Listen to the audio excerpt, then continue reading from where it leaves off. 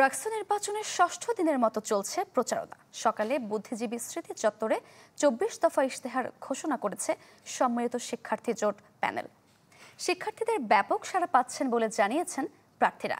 এদিকে পোষ্য কোটা বাতিলের দাবিতে প্রশাসন ভবনের সামনে আমরণ অনশন করছেন দুই শিক্ষার্থী। সকালে তাদের অনশন ভাঙানোর চেষ্টা করেও ব্যর্থ হয়ে ফিরে গেছেন উপাচার্য সালেহ হাসান নকিব।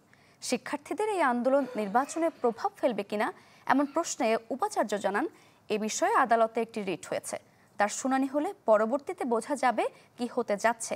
এটি নির্বাচনে প্রভাব ফেলবে না বলেও আশা প্রকাশ করেন তিনি।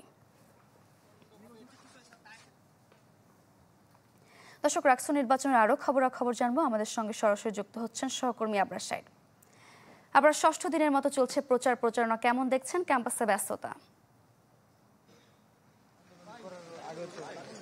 এই মুহূর্তে আমরা রয়েছে যেখানে মূলত শিক্ষার্থীরা অনশনে বসেছেন সেই জায়গাটিতে। দেখতে পাচ্ছেন যে বৃষ্টি চলে এসেছে। কিছুক্ষণ আগে এখানে প্রক্টর এসেছিলেন এবং প্রক্টর তাদের সাথে কথা বলেছেন, ছাত্র উপদেষ্টা এসেছিলেন, কিন্তু আসলে তারা এখান থেকে সরতে চাইছেন না। মূলত এই উদ্ভূত পরিস্থিতি তৈরি হয়েছে।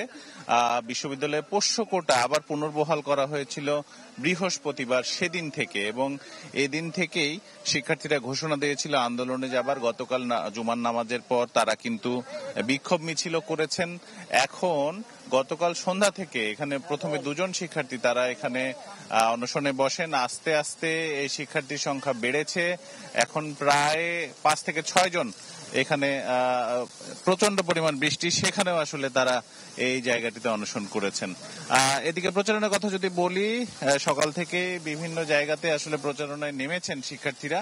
এর মধ্যে আমরা দেখেছি যে অনেকেই কিন্তু নামেনি, আবার আমরা দেখেছি যে শিবিরের যে প্যানেলটি রয়েছে তারা ২৪ দফা এখান কিন্তু তারা যে তাদের ইশতেহার সেটি ঘোষণা করেছে। বৃষ্টির মধ্যে শিক্ষার্থীরা অনশন করছে এখন পর্যন্ত। এ ছিল আমার কাছে মূলত রাজশাহী বিশ্ববিদ্যালয়ের প্রচারণার খবর। Japan Bangladesh joint venture company JBS holdings limited.